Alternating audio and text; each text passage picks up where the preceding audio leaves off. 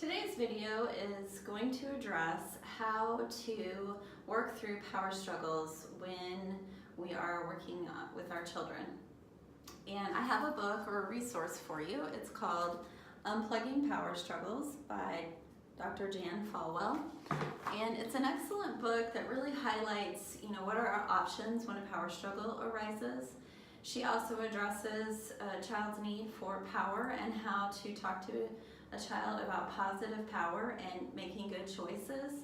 She talks about how different kids have different temperaments and what your child's temperament is and how to work with them when they, depending on how they see the world or just what kind of level of independence they're really striving for or the reason for a power struggle. But today I'm just going to highlight the top three or the only three options of what to do in the midst of a power struggle. Do we hold on, do we let go, or do we negotiate and compromise?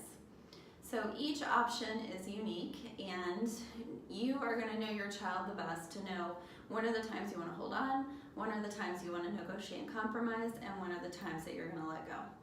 So I'm just going to give some brief examples of one of the times that I chose each option with my own kids. Holding on. Typically we hold on in a power struggle or in the midst of a power struggle when it's a safety issue or a belief or value system that you're not willing to compromise on. So for example, when my youngest, when he was learning how to sit in a big boy car seat, he was learning how to buckle his own seatbelt, and there was a time when he just refused. He wanted to do it on his own, and then he didn't want to buckle his seatbelt at all because he thought he would be fine without having a seatbelt on. And that is obviously a time where I'm going to hold on. And so in the midst of the power struggle, I, just clearly said to him, Alex, we're not leaving until you put your seatbelt on. And I think it's important when you're in that kind of a power struggle, you don't have long drawn out conversations, because when a kid's flooded, just like when you're flooded, you're in fight or flight or you're not listening. And so you keep things very brief, you state what your boundary is, and then you go from there. My boundary in that moment was I was holding on to the power, the seatbelt. That wasn't gonna be an option. He had to have a seatbelt on.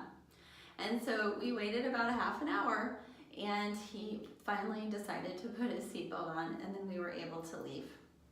Now, when the power struggle was over and we got to where we got to go, and when we finally got home, I was able to talk to him about why we wear seatbelts and that it's a safety issue.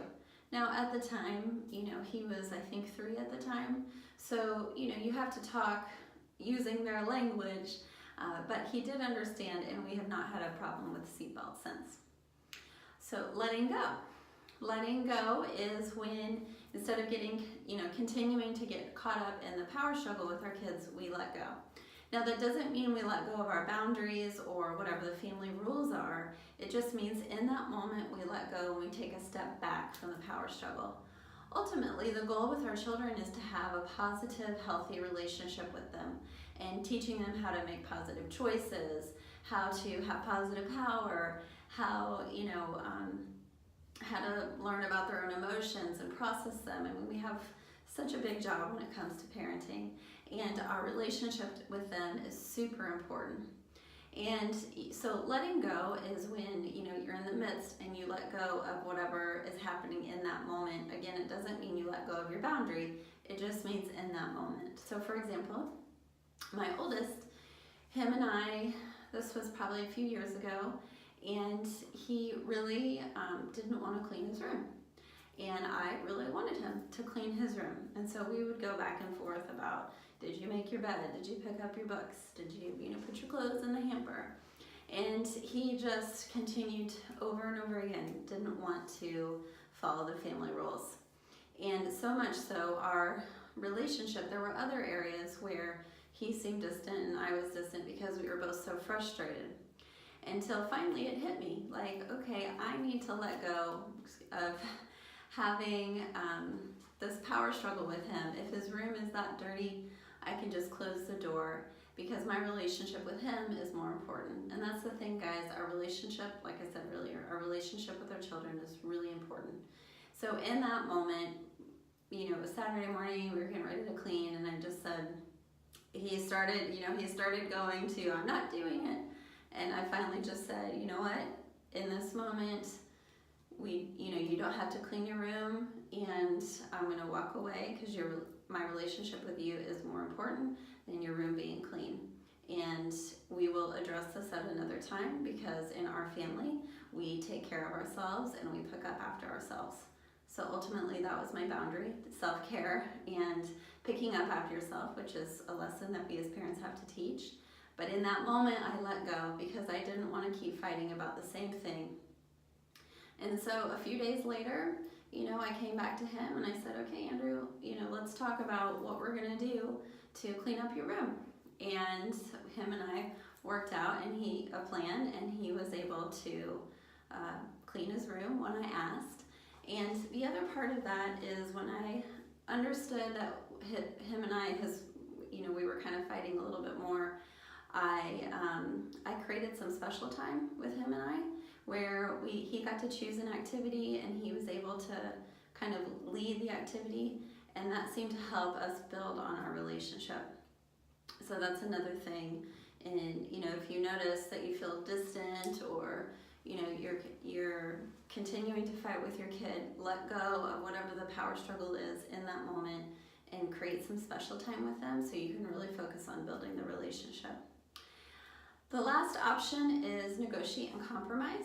And when we negotiate and compromise, it really is both the child and the parent is coming to the table to discuss whatever the boundary or family rule is, and what are the choices within that boundary or compromise. So for example, homework. How many of us have had a homework battle with our kid? I know that I have. And so homework time can be really stressful, and it's also one that you're just not willing to negotiate on. And so usually what we do is the boundary in our family is we have to do our homework. And the freedom and choice underneath that boundary is they can choose when they want to do it. Do they want to come home right away and do their homework, or do they want to come home, have a snack, and then 30 minutes later do their homework?